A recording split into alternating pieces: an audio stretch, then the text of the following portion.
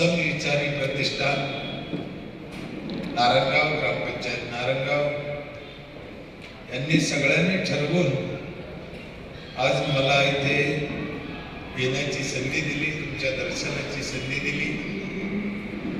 इथं आल्यावर आमचा मनापासून आदर सत्कार केला, त्याबद्दल गावकरी ग्रामपंचायत प्रतिष्ठानचे मनापासून आभार मानतो।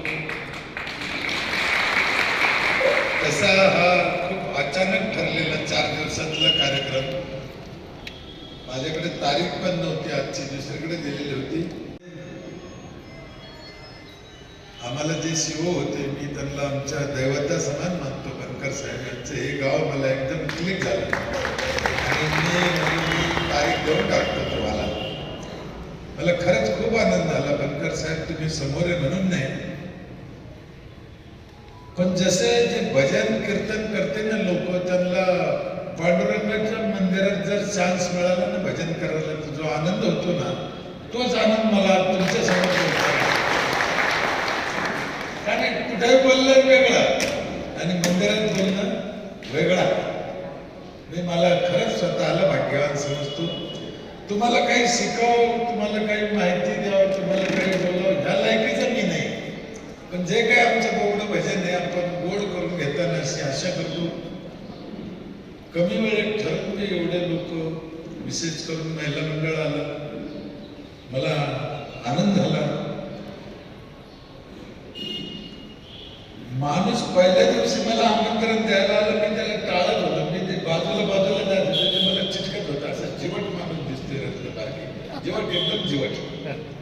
बरं त्याला भोळा म्हणावं का हुशार म्हणावं ते मलाही कळत नाही, पण काही माणसं ठरवते की नाही मला हे करायचंच आणि ते त्याला यश आणतेच। मला 2, 2.5, 3 तास थांबला माझ्या, मी निघून जायचे, ते पुन्हा यायचे माझ्याकडे। आनंद आहे आणि कामात अशी चिकाटी पाहिजे। मला ते कुटुंबच वेगळं वाटतं। मी पोरगा बी पाहिला आणि मध्ये काम करतो। मी सकाळी फोन केला, आज आमची सकाळपासून झगडे चालू आहे दोघांचे, रत्ने बारके साहेबांचे। मी असं म्हणलो, ते दुसरं म्हणायचे, त्यांची भावना वेगळी म्हणून ते वेगळं बोलायचे। आता मला कुठं तिथं कळतं नाही, ते काम होते। ते म्हणे नाश्ता करायला या, मी म्हणलं नाही बाबा मला नाही करायचं, मी लय झालं तर नंतर जेव्हा, पण मी सकाळी उठून आलो, पहाटे नाश्ता काय भेटला तर मी मलाच म्हणावं लागलं मला नाश्ता करायचा। मला खरंच त्यांच्या घराविषयी मनापासून आदर वाटला। मला त्यांनी बोलवलं म्हणून नाही, पण त्यांचं वागणं बोलणं, मी सकाळी फोन केला तर ताईनं उचलला, मी कधी पाहिलं नाही, बोललं नाही ताई तुम्हाला। ताईनं फोन उचलल्याबरोबर त्यांनी मला विचारलं, भाऊ तुम्ही कुठपर्यंत आले? मी 4 झालं म्हणून साहेब, एक बाई एवढं परफेक्ट फोनवर न बोलता एक दुसरा शब्दच नाही बोलता बोलली, मी ह्याच स्वभावाचा आहे, मी आयुष्यभर तुम्हाला विसरायचं नाही ताई, मला असंच बोलणारे असेच माणसं आवडत। काही लोकांकडे बोलतो, मला 600 फोन राहते रोज, त्याच्यातले 400 उचले दिले, त्याच्यातले 200 पागल राहते। पण काय नको ते बोलत बसते, मला तुमचा जीव असेल पण शब्द मोजका बोलला पाहिजे ना। 600 फोनाला 1 मिनिट जर बोललं तर 600 मिनिटं लागते, म्हणजे 10 तास नाही त्याच्यात जाते। म्हणून असं परफेक्ट पाहिजे, काय पाहिजे काय नाही, काय करायचं, कामाचं बोलायचं। हॅलो तर किती का लोक बोलतो, बराच वेळ बोलते, मग म्हणते तुम्ही कामात असेल तर नंतर करा का। बरं रात्री 12ला 1ला 2ला 4 वाजता पहाटे, मी 1 महिना झाला माझ्या फोनची बेल ऐकली नाही, कारण सायलेंटच करून टाकला। काय करणार, त्याला इलाज नाही। लोकांना फोनवर बोलायचं सुद्धा अजून कळत नाही, पण मला तुम्ही मनापासून आवडल्या।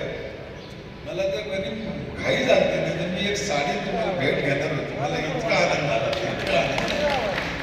मला काय सुचवायचं त्याच्यातून, माणूस परफेक्ट पाहिजे। जीवन एकदाच आहे, एक क्षण महत्वाचा आहे। आम्हाला हरिपाठात सांगितलेलं आहे, देवाचे द्वारे उभा क्षण भरे देणे मुक्तीचारी क्षण म्हणले ते। मग आमचे किती का दिवस व्हायला चालले ना, आम्ही आमच्या क्षणाला का महत्व देत नाही, आजचं काम आत्ताच का करत नाही, का उद्यावर ढकलतो, का दुसऱ्यावर ढकलतो। म्हणून ज्याचे त्यावेळी परफेक्ट, कमी वेळेत, कमी पैशात, कमी टायमात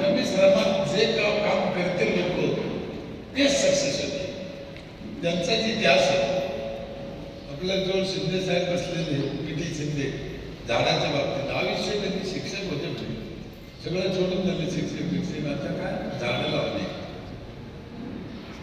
त्यांचा हर आयुष्यातला सण त्याच्यासाठी ते घालून राहिले. का नाव निघतं? आमची सिंधुताई सपकाळ काही शिकली नाही, काही नाही, नवऱ्याने घरात बाहेर काढून दिलेली बाई, दुसऱ्याने टाकून दिलेली 400 पोराचा पडली. चमत्कार आहे तो, आम्हाला आमचं सांभाळलं जात नाही. आणि ते मी घरातून काढून दिलेली बाई. म्हणजे माणूसाने ठरवलं तर माणूस काही पण करू शकतो. माणसाची इच्छा पाहिजे, त्याची भावना पांगळ पाहिजे, त्याचा हेतू चांगला पाहिजे. होतं तर लोक इच्छा करीत नाही चांगल्या कामाची, इच्छा तरी करायला पाहिजे ना. यश अपयश पुढे आहे. तुम्हाला चांगली इच्छा तर इच्छा मला एक दिवस आठवलं होतं तर रामायणातलं उदाहरण येते, खरं का खोटं माहित नाही आपल्याला. त्या सीताने इच्छा व्यक्त केली होती म्हणजे हरण पाहिल्यावर मला त्या हरणाचं कातड्याचं चोळी शिवायची. कारण काय का पाहिजे होतं तिला? ते सोन्याचं होतं. तिने इच्छा व्यक्त केली. पुढे गंमत अशी झाली, फायदा झाला का तोटा झाला मला माहित नाही, पण देवानं तिला फार सोन्याच्या लंगत नेऊन टाकलं. म्हणजे इच्छा तर करायला नव्हती.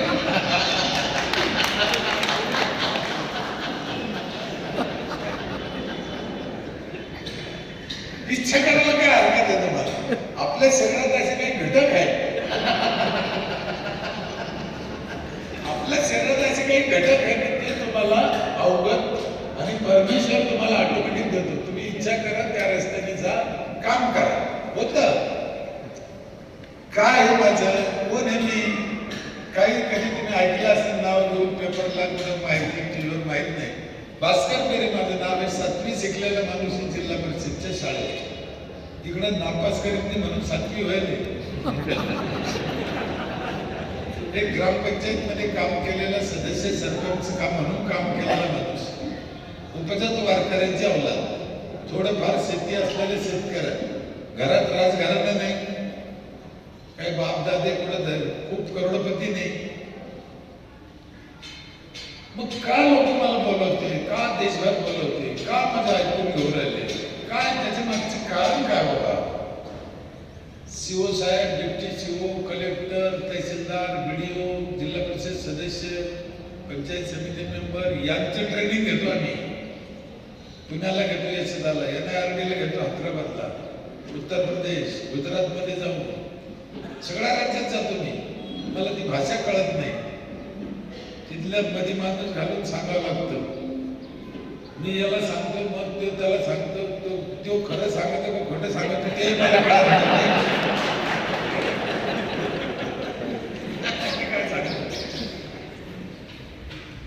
काय कारण? काहीच कारण नाही, एकच कारण आहे, मी माझं काम 25 वर्ष मन लावून केलं, त्याचं हे फळ आहे. म्हणून आपलं काम आपण मनापासून केलं पाहिजे, दुसऱ्याच्या याच्यावर नजर नाही ठेवली पाहिजे. आपलं काम काही लहान काम नाही असं समजलं पाहिजे. कोणतंही काम लहान नाही. म्हणजे ते चपला शिवायचं असेल, घरातलं स्वयंपाक करायचं असेल, शेती काम असेल, नोकरी असेल, आमदारकी असेल, सरपंच असेल, कामं सगळी सारखीच आहे. आमचं मन आम्हाला खालवर करतं. आम्ही विनाकारण एकमेकाला कमी जास्त दाखवतो आणि तिथे गडबड होते. काम कोणतंही कमी नाही. आमचे सावते महाराजांनी काय सांगितलं? कांदा मुळा भाजी अवघी मिठाबाई माझी म्हणी, मी शेतात देऊ म्हणी. 15 किलोमीटर गाव होतं त्यांचं, एकदा मी गेले नाही ते पंढरपूरला. एक जणांनी विचारलं, तू पंढरपूरला जात नाही, देव इकडे यायचं नाही, मग भेटेल कस काय होईल तुमची देवाची? ते म्हणे असली गरज ते येईन त्याला, आणि नाही जर आला तर माझं देव इथंच आहे. कांदा मुळा भाजी अवघी, माझ्या कामात मी देव पाहणारा माणूस. म्हणून प्रत्येकाचं काम हे महानच आहे. आमचे सत्यपाल महाराज सांगत असते, ती शिंपी आहे. सत्यपाल महाराज नाव ऐकलं, कपडे शिवायचं काम त्यांचं. ते म्हणे का आमचं काम काय कमी आहे का? जर आम्ही कपडे शिवले नाही तर तुमचं कसं होईल? चांगला विचार करा ना. काम हे कोणतं कमी नाही. आपलं काम आपण मन लावून करा. तुम्हाला घरात अनुभव येतो.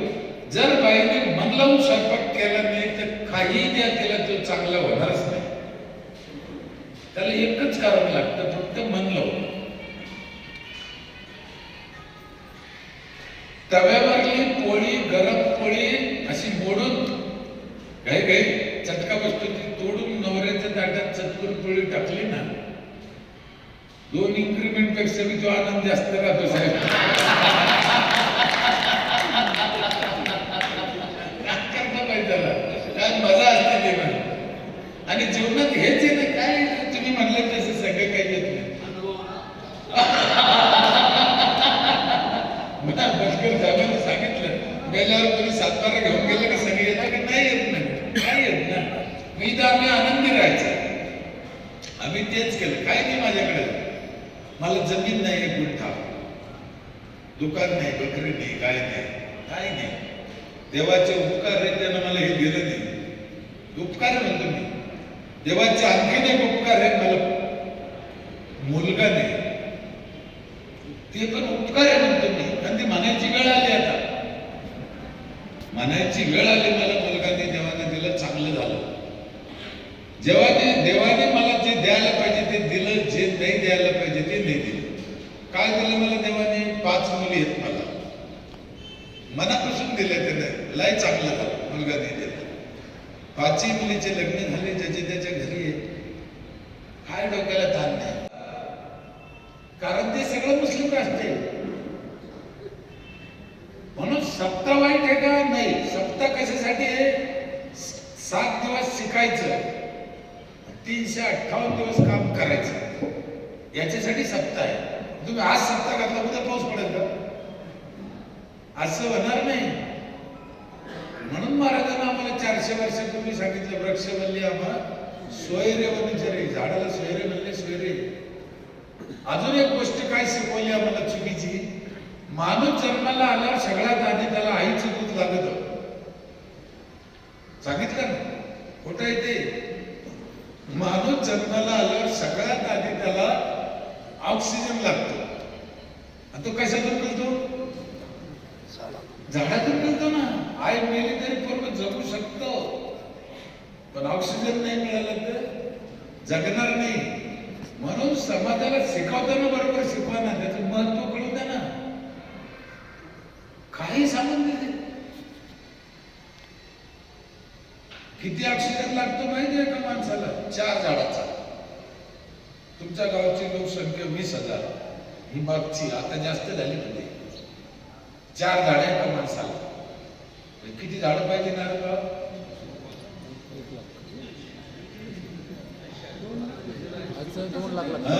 2 लाख झाडं पाहिजे, आहे का? मग तुम्ही ऑक्सिजन ते घेता म्हणजे चोऱ्या करता. ऑक्सिजन तर बंद नाही घेणार. बरं, हा झाला माणसाचा हिशोब. माणसाला एवढं झाडं लागते. आता गावात बैल पण असत, म्हशी पण असत, कुत्रे, गाढवे, डुकरे, मच्छरे, लेकरे, मुंगळे, कडी, त्यांना ते ऑक्सिजन लागत ना. ऑक्सिजन त्याला लागत ना, पण त्याला झाड लावते ते का? मग त्यांच्या वाटी झाड बोलले. कुत्र्याला, डुकराला, गाढवाला झाड लावता येत, आणि आतापर्यंत ज्यानं लावलं नाही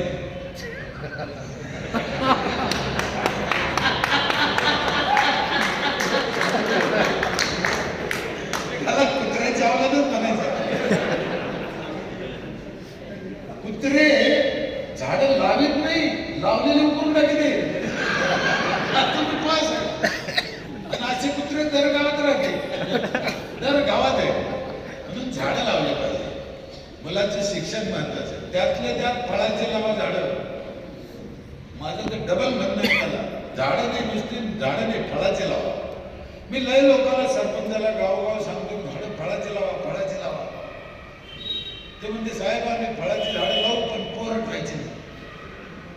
एवढं डोकं खराब होतं. मग इतका जर पोराचा राग येतो तो कुठाना तरी कशाला?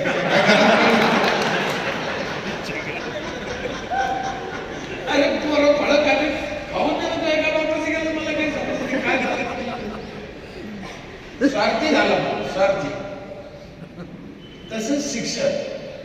शिक्षण अतिशय महत्वाचं आहे.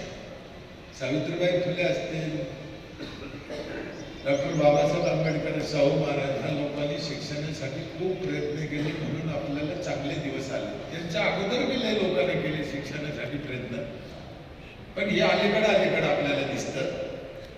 शिक्षणाशिवाय पर्याय नाही. जग लय कुठं गेले 21व्या शतकात, जग काहीच काही पुढे गेलं. अहो आता 30-40 वर्षाचे देश असलेले देश, आयुष्य असलेले देश मी काहीच काही पुढे गेले, मी डोळ्यात पाहिले. शिक्षणाचं महत्व आम्हाला हरिपाठात मी सांगितलं, पण आमच्या लक्षात येत नाही. आम्ही नुसतं म्हणतो. काय सांगितलं माहिती आहे? बुद्धीचे व भाऊ अन्य नाही तुझे, एका केशी राजे सकळ सिद्धी. हरिपाठ तेच सांगितले ते.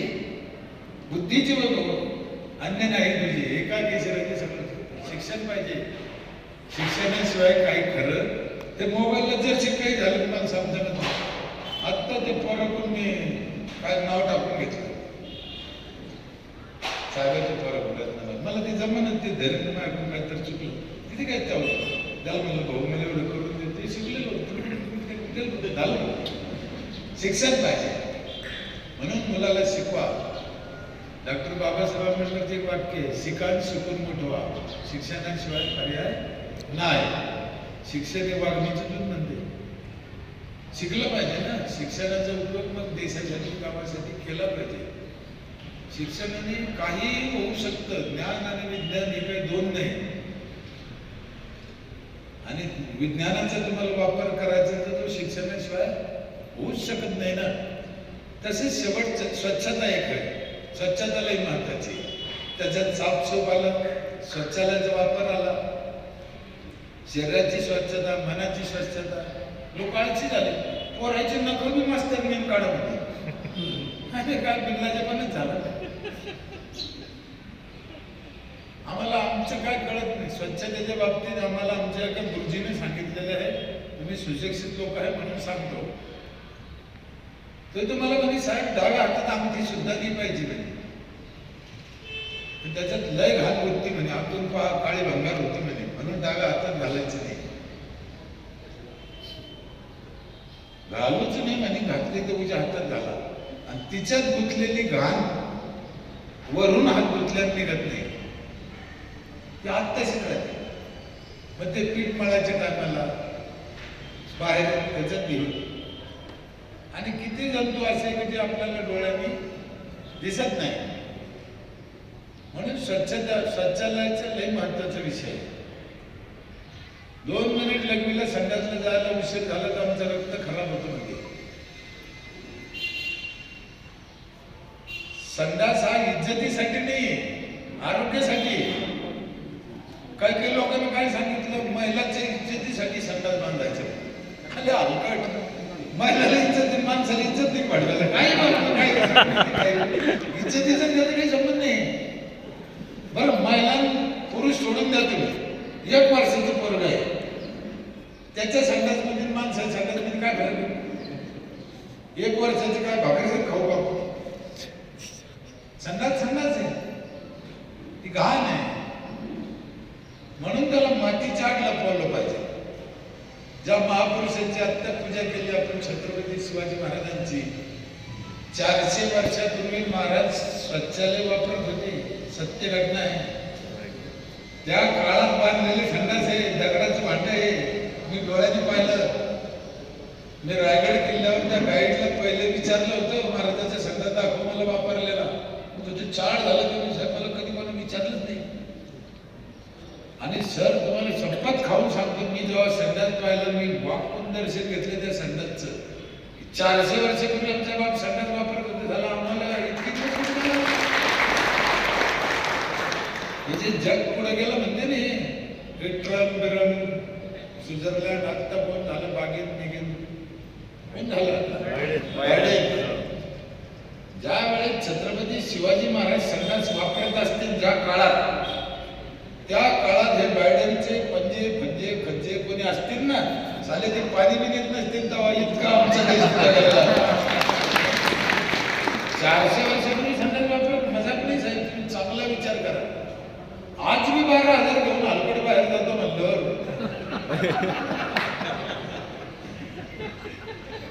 आम्हाला कळलंच नाही काय म्हणून समजून सांगितलं नाही गुरुजीला. गुरुजीला समजून सांगणं खूप गरजेचं होतं की बाबा ही कोणती गोष्ट का करायची, कशासाठी करायची. जर अजून एक शेवटचा आपला मुद्दा आहे, ज्याला कोणी नाही त्याला सांभाळणं. मला एक वृत्तपत्रिका पाहिलं अन्नदानाची, मी इकडे तुमच्या भागात चाललं, अन्नदान झालं पाहिजे.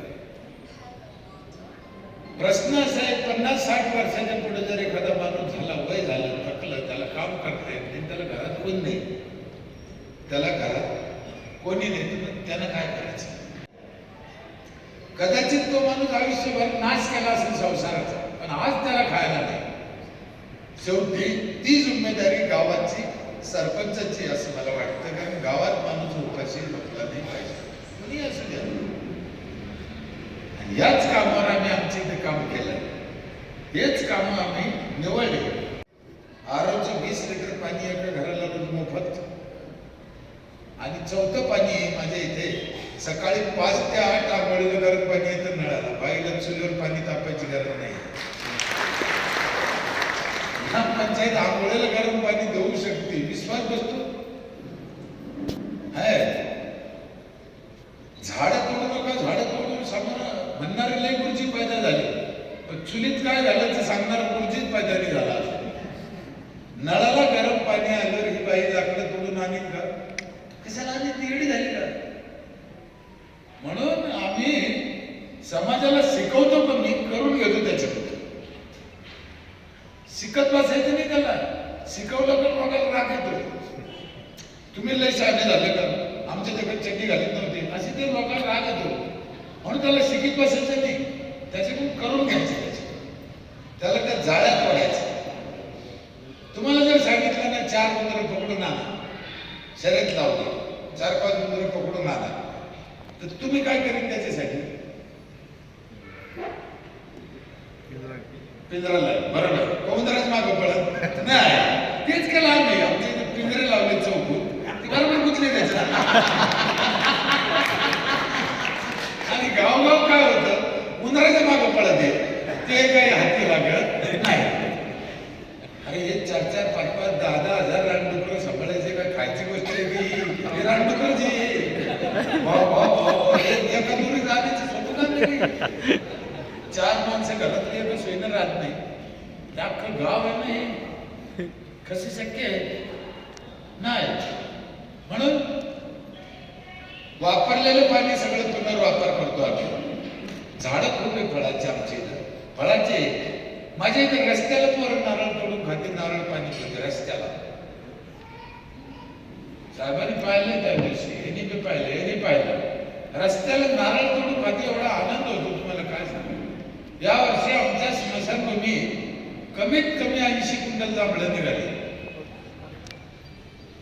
तुम्ही जांभळं खाल्ले घ्या वर्षी, खाल्ले असेल तर छटाक भर घेऊन कुठून तरी 200 रुपये किलो होऊन दिली. आणि कुठे निघाले, स्मशानभूमी एवढे निघाले आमच्या. बाया पोरं दिवसभर तिथंच. सीताफळे, पेरू आहे, लिंबुण्या लावल्या 400 गेल्या वर्षी. दरवर्षी 200-400 झाडं लावतो आम्ही फळाचे. खाऊन नाही ना लोकांना, खाय आपल्याला तकलीफ आहे. आम्ही यावर्षी अजून एक प्रयोग करू राहिलो. गेल्या वर्षी 10-5 येल लावून केला होता, पण यावर्षी गल्लीला पुरा मंडप केला आम्ही. गावात 10 फुटाची गल्ली असते नाही, अशी 10-12 फुटाची, तिला ताराचा मंडप केला.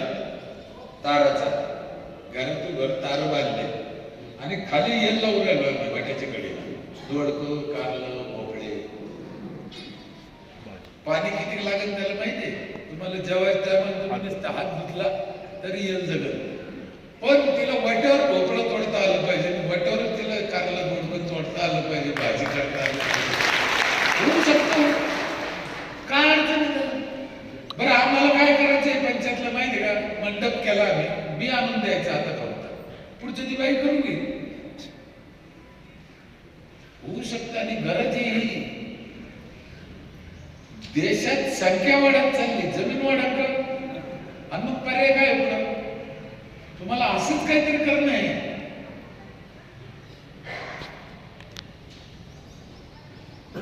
म्हणून ग्रामपंचायत हे काय मजाक काम नाही. महात्मा गांधीने एका शब्दात सांगितलं, खेड्याकडे चला, त्याच्यात सगळं आलं. खेड्याचा मालक कोण? सरपंच. नुसता मालक नाही, पांडुरंग आहे सरपंच, विठ्ठल रखुमाईचे सरपंच, ग्रामसेवक. या दोघांनी ठरवलं तर गावचं कल्याण. नाही गेलं. ग्रामसेवक काही साधा पद नाही साहेब. कपिली गाय ती कपिली गाय, ते 30 कोटी देव आहे त्याच्या पटात.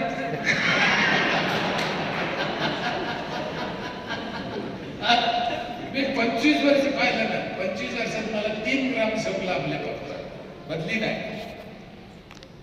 लय देवासारखे सापडले मला, लय त्याने मदत केली तिघाला. ग्रामसेवक हा मुख्य कण आहे आणि ग्रामसेवकाला त्रास नाही दिला पाहिजे. आपल्यातलाच माणूस येतो. 10-12 सदस्य येडवणी करते. पंचायत समिती मेंबर वेगळा, जिल्हा परिषदचे वेगळा, BDO, CO, आमदार, सारख्या ग्रामसेवकावर पडून पडते. भाई एवढं होते, घरी गेलो त्याचं धोरणे असलं तर बरं. घरचं भुकेला असलं तर काळ्या पाणी सणत झालं नाही काय. पण मी एक अनुभव घेतला साहेब, ते मी कोणत्या खात्याचं बनेल विचार एवढ्या तोंड देतो गाव साहेब करतोच. अजून एक मी अभ्यास केला, ह्या लोकांना ग्रामसेवक घाबरत नाही. ग्रामसेवक सगळ्यात जास्त कोणाला घाबरतो? सरपंच साहेब तुम्हाला सांगून ठेवतो. BDO, CO ला, सरपंचाला ग्रामसेवक घाबरत नाही. ग्रामसेवक सगळ्यात जास्त घाबरतो गावात निवडणुकीत पडलेल्या लोकांना.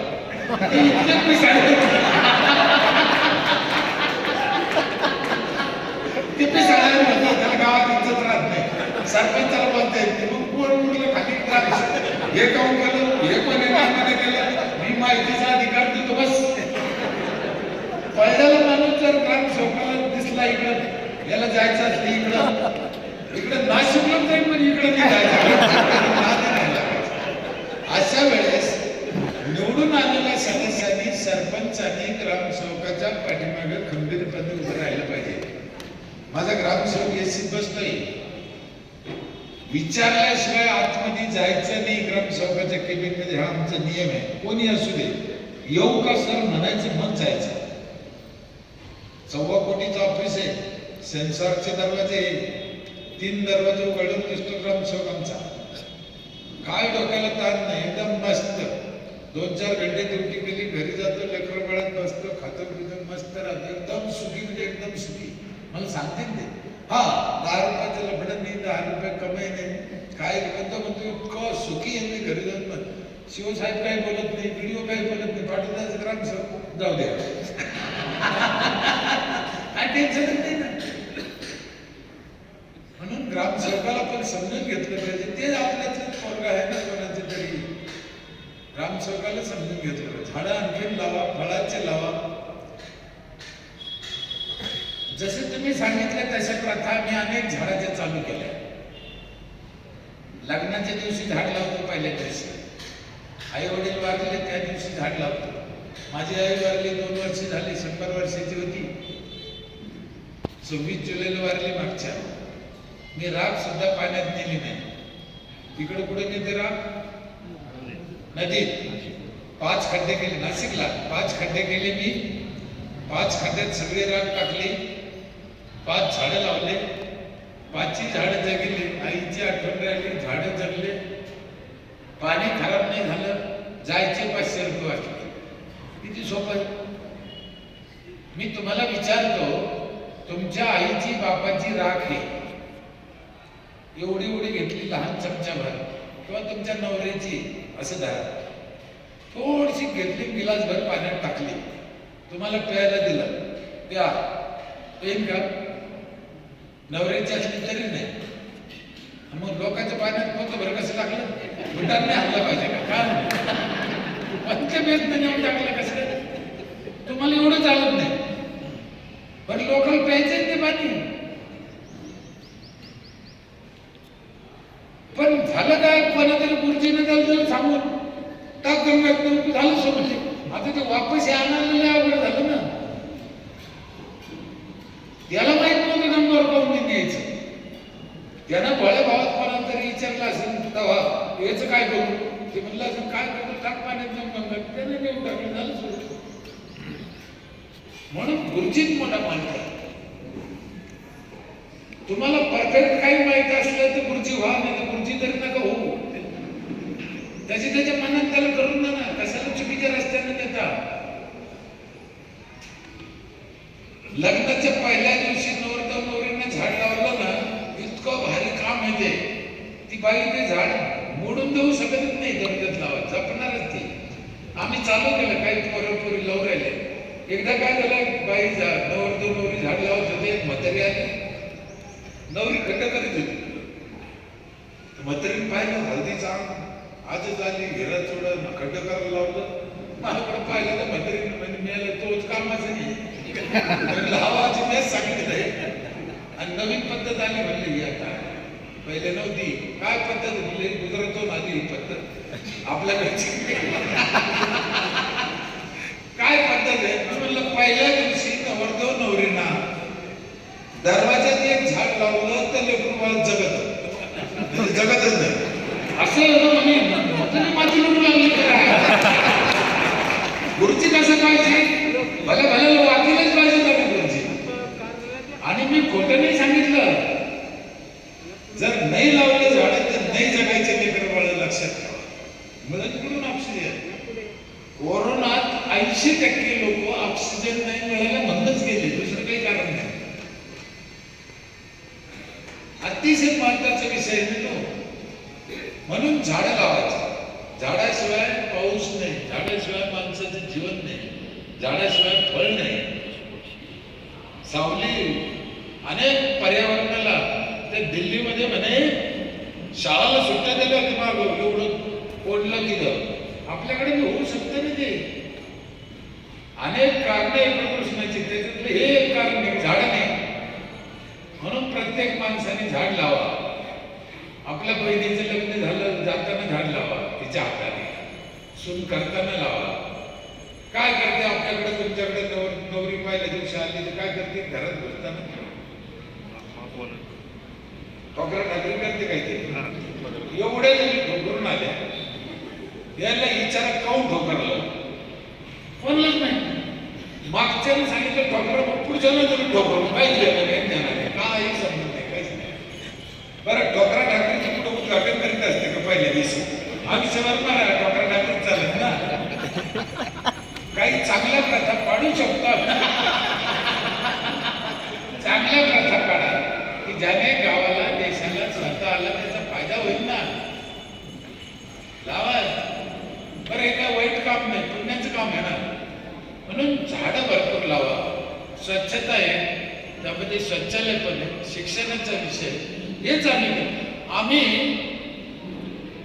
2005ला माझ्या गावच्या लोकांनी 5,000 रुपये बँकेचे कर्ज काढून संडास बांधले होते. अख्ख्या गावाला बँकेचे कर्ज काढून 5,000 रुपये कर्ज काढून फेडलं लोकांनी. कर्ज काढून संडास बांधणारं गाव आणि 12,000 घेऊन बाहेर जाणारं गाव. किती हरवलं ना. 3 महिन्यात माझं गाव अगंदरी मुक्त केलं होतं. झोपलोच नव्हतं मी 3 महिने, रात्रंदिवस एकच काम, फक्त 90 दिवसात केलं होतं.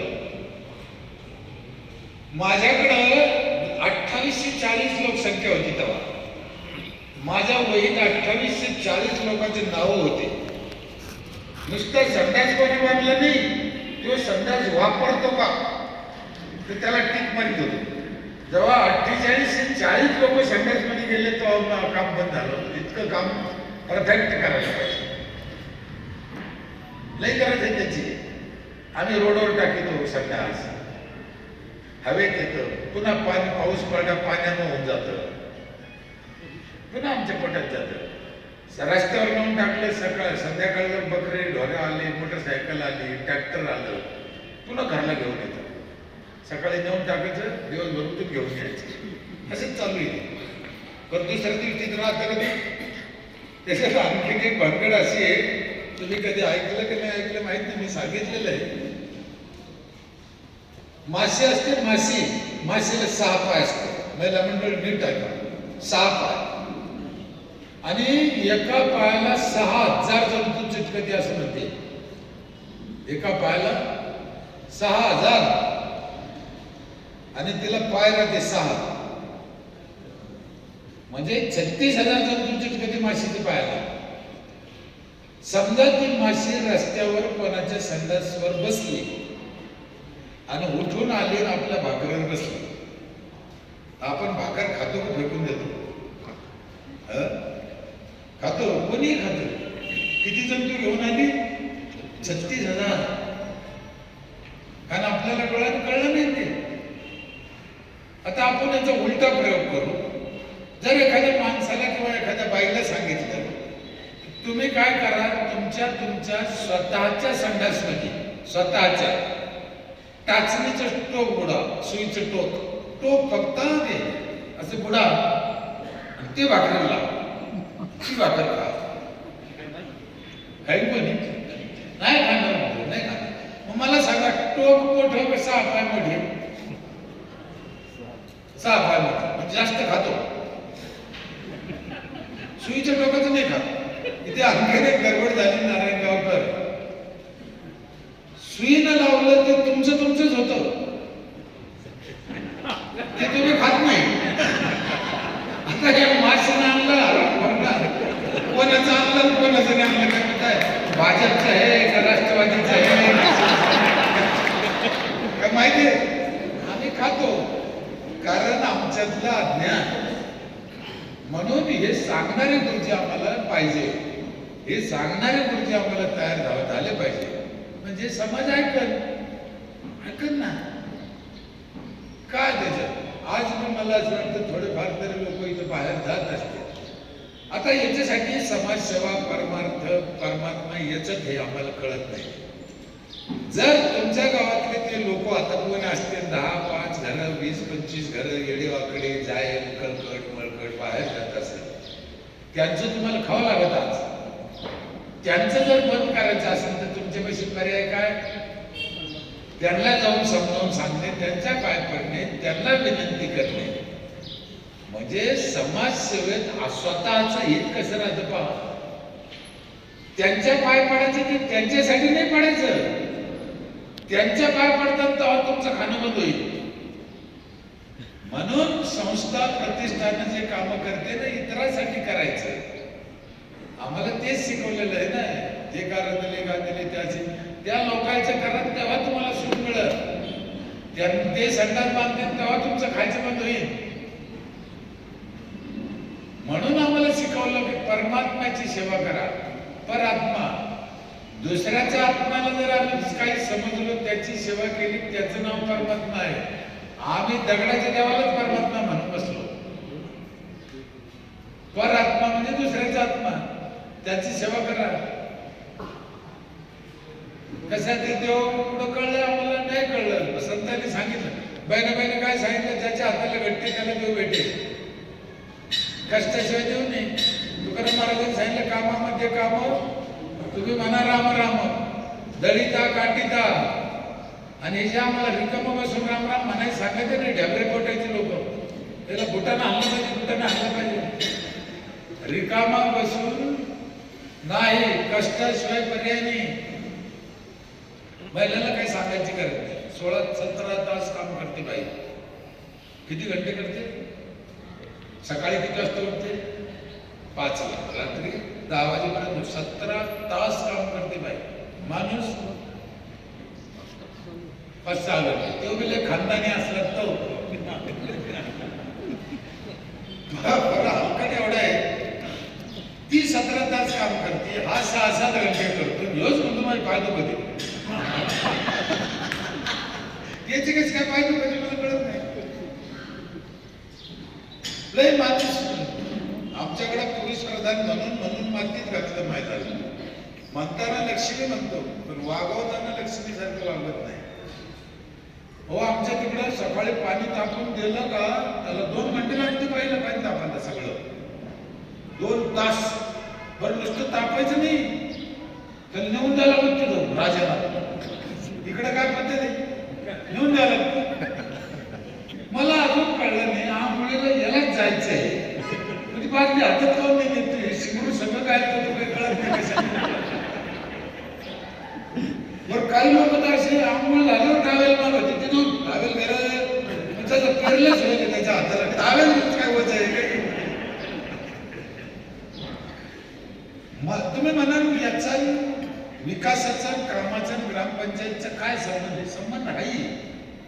याच्यात हे दडलेलं आहे का आमचं काम आम्ही करायला शिकायचं नाही तर तोपर्यंत विकास व्हायचा नाही. आपलं काम आपण करा ना, आपलं काम आपण करा, आपली सोडवणूक आपण करा. 700 वर्षापूर्वी ज्ञानेश्वरांनी सांगितलं आपली आपण करा सोडवणूक. अल्ले सोपं सांगितलं आम्ही पण लक्ष दिलं नाही ना. चुकीचा अर्थ काढल्यामुळे सर्वात चुकीच्या मार्गाला गेला. नाही तर गाथा असेल, ज्ञानेश्वरी असतील, पुराण असतील, ख्रिश्चनचे ग्रंथ असतील, बुद्धाचे ग्रंथ असतील, एवढं माणसाला चांगलं जगायला शिकवलं. आमच्या वारकरी संप्रदायात तेव्हा सगळ्या जातीचे संत एका ठिकाणी जेवत होते. सोनार, न्हावी, सावतामाळ. अहो वेश्याला संतेचा दर्जा दिला कानोपात्राला. काय समाज पुढे होता. 700 वर्षापूर्वी वेश्याला संतांचा दर्जा दिला. सगळ्या जातीचे लोक एका ठिकाणी जेवत होते.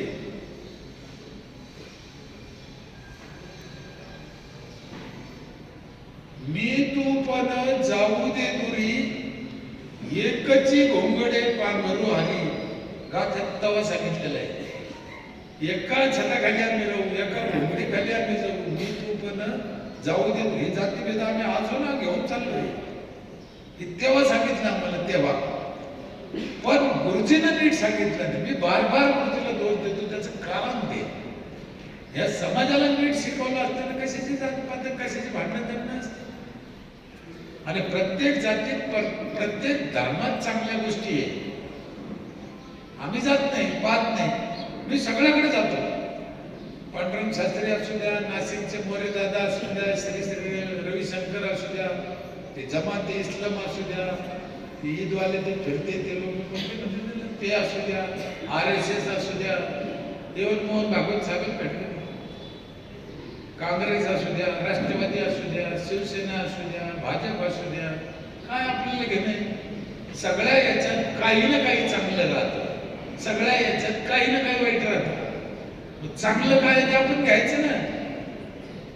आम्ही कोणी पक्षाला नाव ठेवत नाही. मी कोणी पक्षाचं काम करत नाही. ओळख देताना ताईने सांगितलं, धनंजय मुंडे, पंकजाताई, शरद पवार साहेब, जयंत पाटील साहेब, आदित्य ठाकरे साहेब. आमच्या ग्रामपंचायतचं उद्घाटन आदित्य ठाकरे साहेबांनी केलं. आणि जाताना ते आले होते, ते पूल खाली होतं असं नदीत. ते मला म्हणजे पुलाचं काही करत काय नाही, फारच कमकुवत आहे. म्हणलं साहेब लय पैसे लागले, आमच्याजवळ एवढे पैसे काय लागले, कुठून आणायचे. ते गेलं काय केलं पण त्यानं पुढं काय कागद आलेले 2-4 दिवसांनी लगे इंजिनियरच आले सर्वे करायला. 2 कोटी रुपयाचं पूल बांधून त्याला गाव एवढं पूल एवढा आहे. राजा बोले झाला आणि तरी आम्ही कशाला नाव ठेवायचं कोणी पक्षाला. त्यांचं गाव त्यांच्या पैसे आपल्याला लीन व्हा, मुलगी होऊन साखर खा. चला दुसऱ्याची 4 टपरे घेतो, पेपर दुसऱ्याचं वाचितो. शरद पवार साहेब, मोदी साहेबाला आपल्याला नाही म्हणतो, त्याला बुटाने आणला पाहिजे. चहा बी टपरे. त्या लोकांना बोलायची किंवा त्यांच्याविषयी त्यांचं माप काढायची आमची लायकी नाही. त्यांच्या पायापाशी बसायची सुद्धा आमची लायकी नाही. कशाला आम्ही आपली पायाची वाहन बरी ना. या न्यायानं आम्ही काम करतोय. आपलं शेवटचं अजून एक काम आम्ही सांगितलं निराधार लोकांना. 35 लोकांना आमची ग्रामपंचायत जीव घालते. 35 असे लोक आहेत ज्याला कोण नाही. त्याला खूप दिवस झाले आम्ही सांभाळतो. काय टेन्शन नाही. ग्रामपंचायत निमित्त आहे. कसे लोक आहेत ते ज्याला कोणी नाही. ते सुरुवातीला साहेब ते लोक काय सांगायचं मला खायसाठी असेल काय तरफड करायचे. आता त्यांचं मन शांत झालं. त्यांना असं वाटतं आता मिळते काय. त्यांचे कपडे, त्यांचा दवाखाना, त्यांची चपला बुटं, त्यांची स्वेटर शाली सुद्धा आम्ही घेतोय. आणि मला दात्य पण मिळते. माझ्याच गावातले हे लोक दुसऱ्याच्या गावच्या निराधार माणसाला मी येऊन देत नाही. नीट समजून घ्या. आपल्याच गावचे करायचे, नाही तर दुसऱ्या गावचे जमा केले जागा नाही प्रगतीत आम्हाला. म्हणून माझं मत आहे ज्या त्या गावातले जिथे तिथे जर अटकले तो वृद्धाश्रम कशाला पाहिजे आम्हाला? आणि जेवण मिळतं, कपडे मिळते म्हणलं भीक मागायचं काय संबंध आहे?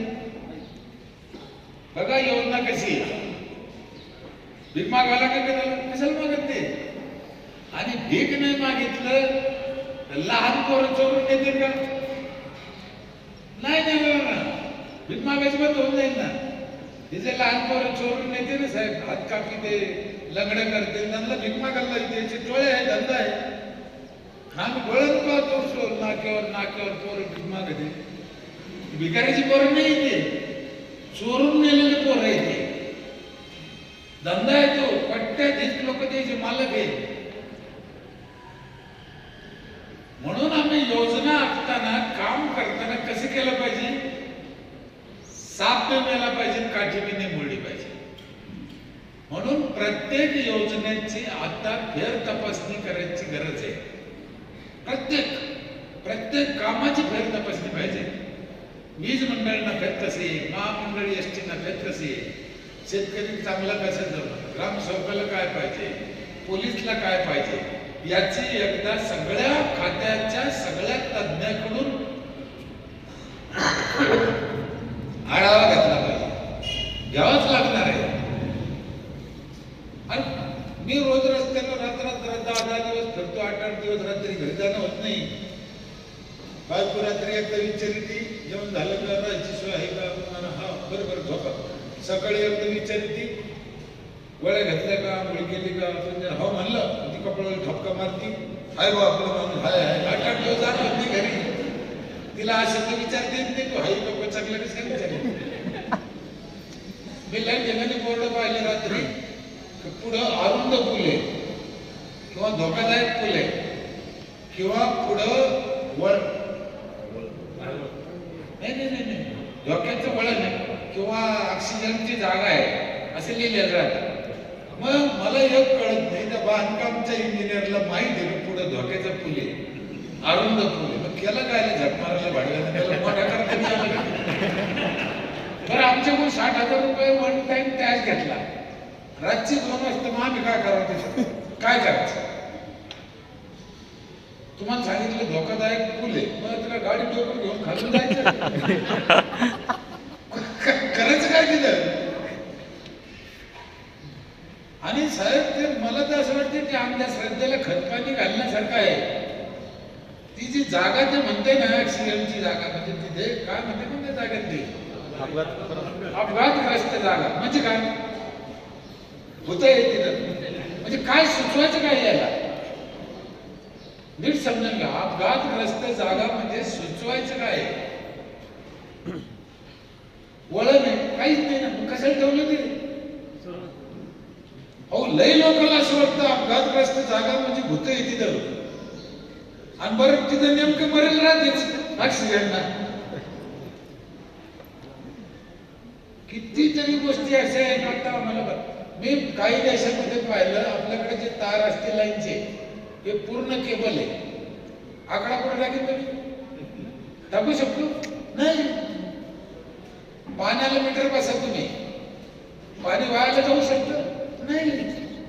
हेच प्रकारचे कामं केले आम्ही. माणसाची नाडी ओळखली. अख्ख्या गावाला सॅनिटरी नॅपकिन फ्री माहिती. प्रश्न असा आहे की ती बाई पुन्हा आणून देणार नाही, कुठेतरी फेके. मला ग्रामसेवकांनी सगळे म्हणजे साहेब म्हणले राडा होईल. म्हणजे कसं होईल? आणि मग काय करा? आम्ही 4 ठिकाणी मशिनी बसवल्या जाळायचा. अंगणवाडी ते, शाळेत ते, ऑपरेटर कशी बाजूला आहे. आणि एकच अट ठेवली की जुनं आणून जाळायचं आणि पुढच्या महिन्याला नवं घेऊन जायचं. आणि तिथे बाई मस्त म्हणजे आनंदानं, काय लागत नाही, काय नाही काय. आणि जे मशीन तिथं बसवलं तिथे लेडीज आहे. बरं जुनं आणल्याशिवाय नवं मिळत नाही म्हणलं फुकट आहे. तिला पर्याय तिच्यापेक्षा काय उरला, नेऊन जाळले. योजना करताना अशी केली पाहिजे, फेल नाही गेली पाहिजे. आम्ही 15 ऑगस्टला सायकल देतो 20 महिलाला, 20 सायकल देतो फुकट. 1 रुपया घ्यायचे नाही, फुकट. जी बाई कामाला जात असेल तिला गरज आहे अशा बायाला 20 सायकल देतो. यावरची दिल्या 20. अर्ज करा म्हणलं 50 अर्ज आले. किती? 50. सायकली होते 20. बाकी लोकांना अर्ज बी नाही केले. 700 लोकांना अडचणी केली. ते म्हणे एक काळं पायाचं सायकल देतं, हे काहीतरी डोकं लाईन काय द्यायचं ते काही झालं नाही. 50 अर्ज आले. ग्रामसेवक घाबरला तरी म्हणजे साहेब आता द्यायचं कोणाला. म्हणलं त्या 50च्या 50 बाया बोलू. 14 ऑगस्टला द्यायला बोलवलं. मीटिंग घेतली. म्हणलं ताई 20 सायकली आणि 50 अर्ज आहे तुमचे. आम्ही आता 20 वाटून नंतर 30 देऊ, पुढे घेऊ. मग आता याच्या ह्या 50च्या आपण चिठ्ठ्या टाकू, 20 चिठ्ठ्या काढून ज्याचं नाव निघत त्याला सायकली देऊन टाकू. त्यामध्ये बरोबर चांगलं आहे. म्हणलं पण चिठ्ठी मी त्या बाईची टाकू जी मला गावात एक चक्कर आणून दाखवेल सायकल. जे पळाल्या बाया म्हणता तुम्ही, फक्त 6 बाया उरल्या, 6. आमची माणसं मागे लागले, अहो ताई ताई ताई हो.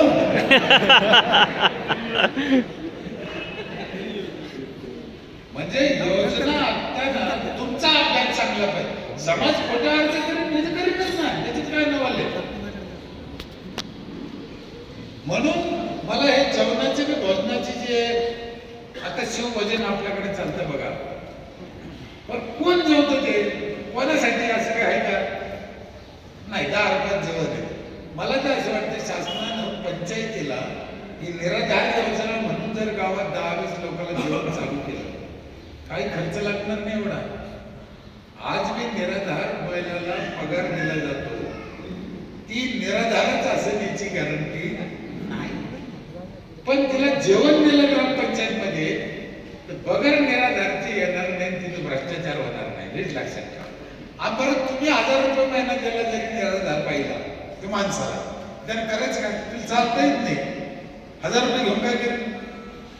आमच्या 35 लोकात 2 लोक असे त्याला आम्हाला डबा नेऊन द्यावा लागतो घरी, चालता येत नाही. आणि खूप करायचं. मी गावगाव लोकांना सांगू राहिलो की तुम्ही तुमच्या गावचा सर्वे करा. काय 100-50 लोक असतील ना, तेवढ्याला जीव घालायला काय लागत नाही. आमच्या आराखड्यात टाका तो खर्च. आणि गरज नाही, लोक मी देणार नाही. 365 लोक जर तुम्हाला दाते मिळाले, 30 झालं वर्ष धकलं ना.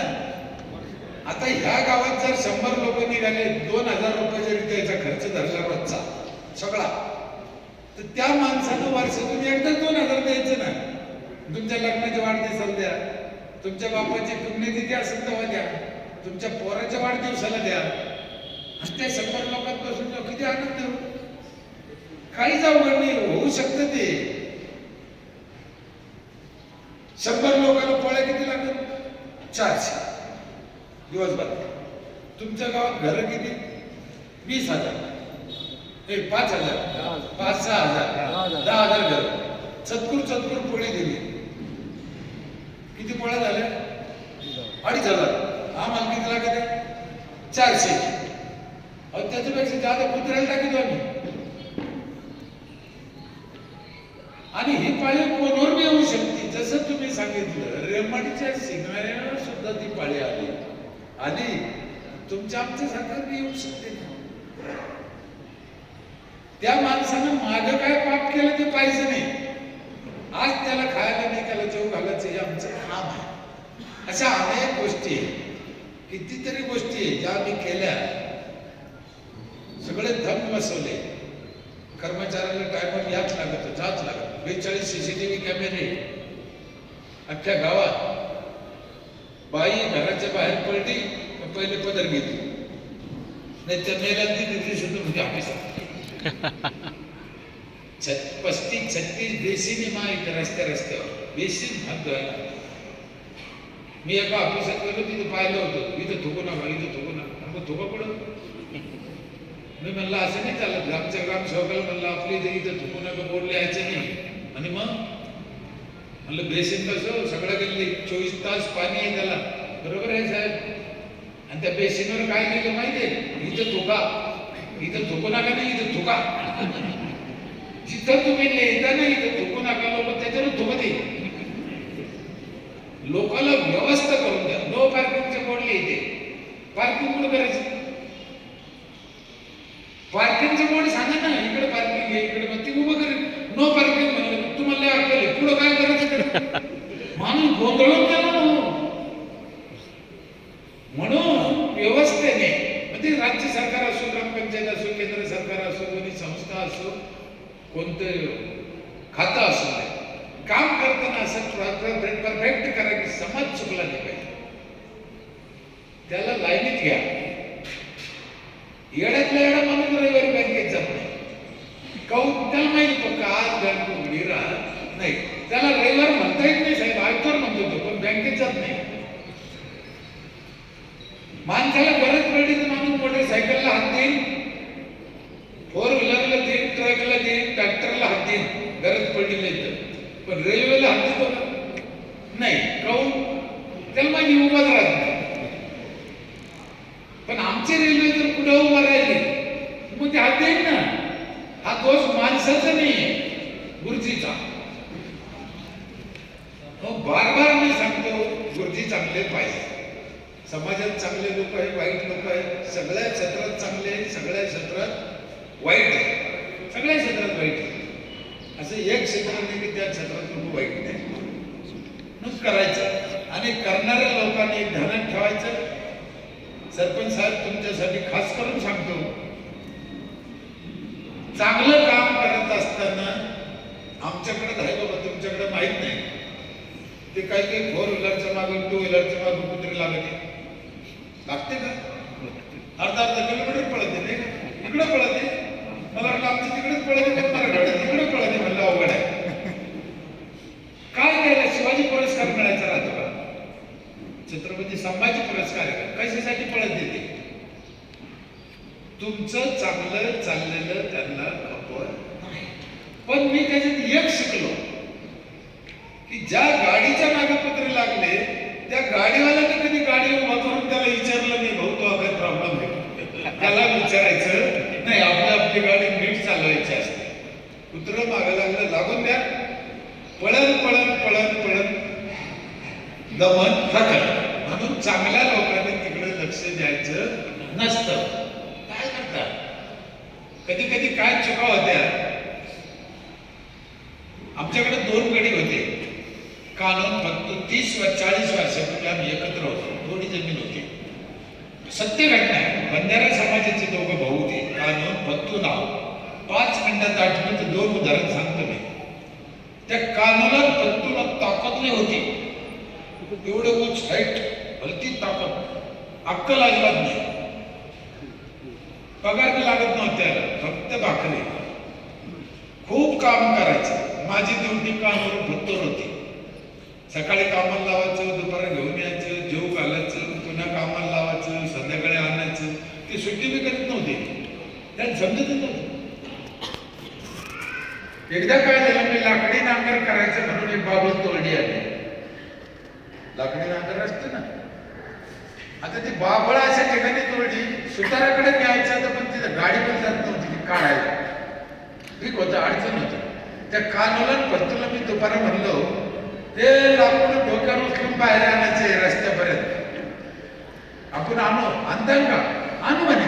म्हणलं संध्याकाळी आणू, मी येईन तुमच्याकडे, मग ते घेऊन येऊ लाकूड. ते म्हणजे बरं. मी 5 वाजता गेलो कामावर त्याच्याकडे. म्हणलं लाकूड घेऊन येऊ आता. कानून फक्त मला दिसेनाच.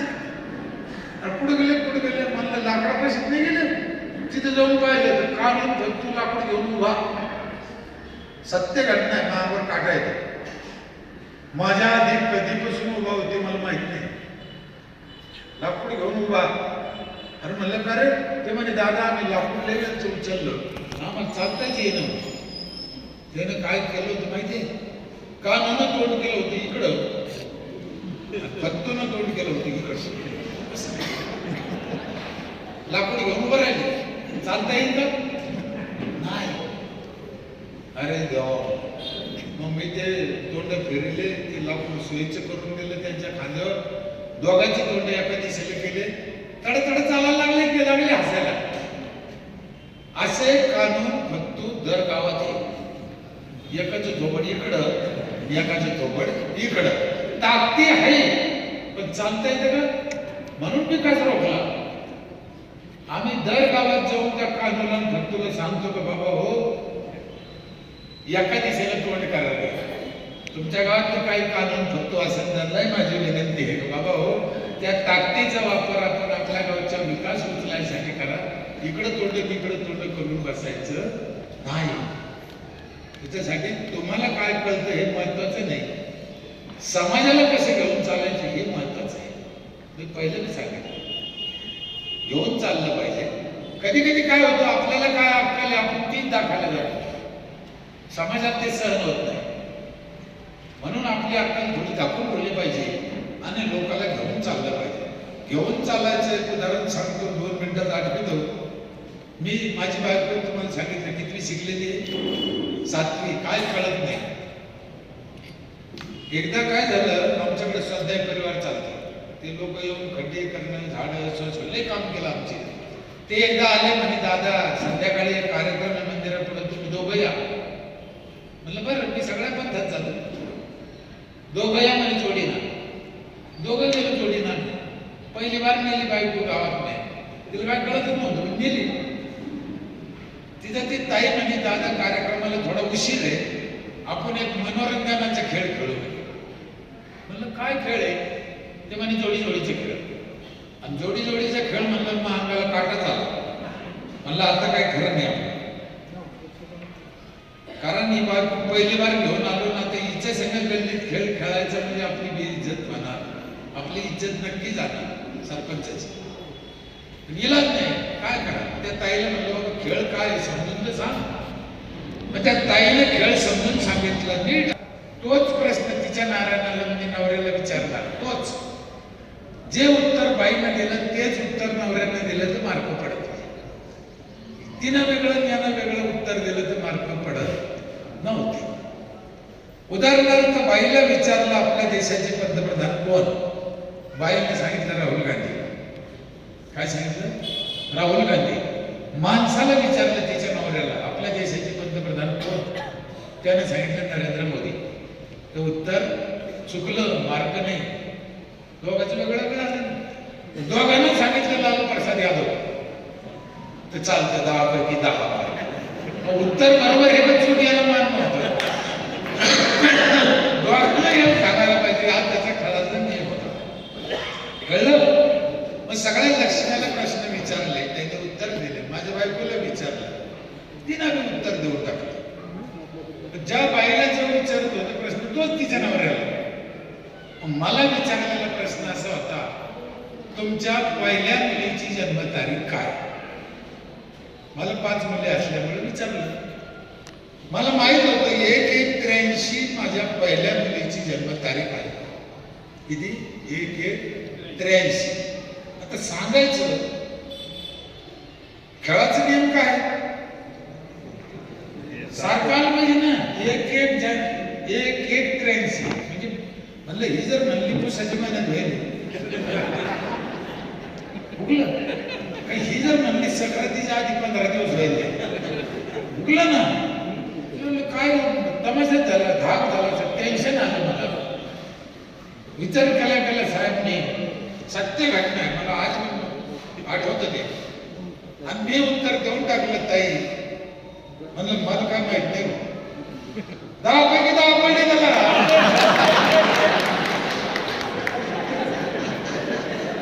कारण आमच्या साहेबांनी तेच उत्तर दिलं होतं, मला काय माहित. वास्तविक मला त्याचं उत्तर माहीत असून सुद्धा मी सांगितलं नाही, कारण मला त्या खेळात जितायचं होतं. माझ्या जोडीदाराला घेऊन चालायचं, माणसाने घेऊन चालायचं. तुम्हाला काय अक्कल आहे हे महत्वाचं नाही, त्याला काय कळतं हे महत्वाचं आहे. घेऊन चालायचा प्रयत्न तसा पाहिजे. जर मी तिने सांगितलं असतं 1-1-83 तर मही इज्जत गेली असते आणि आम्हाला मार्क मिळाले नसते. म्हणून आपण घेऊन चाललं पाहिजे. आमच्या संतांनी तेच सांगितलं, यारे लहान करू. हा घेऊन चालण्याचा जो प्रयत्न आहे समविचारी प्रतिष्ठानचा, या गावाला, आजूबाजूच्या लोकांना, आया बायांना, दीन दलितांना त्यांचा जो घेऊन चालण्याचा प्रयत्न आहे, या त्यांच्या प्रयत्नाला परमेश्वर साथ देऊ, त्यांच्या कष्टाला यश हो, त्यांच्या प्रतिष्ठानची उत्तरोत्तर प्रगती हो, त्यांच्या हातून गोरगरिबांची सेवा घडो, ही अपेक्षा व्यक्त करतो आणि माझ्या बोबड्या बोलण्याला विराम देतो. जय हिंद, जय महाराष्ट्र.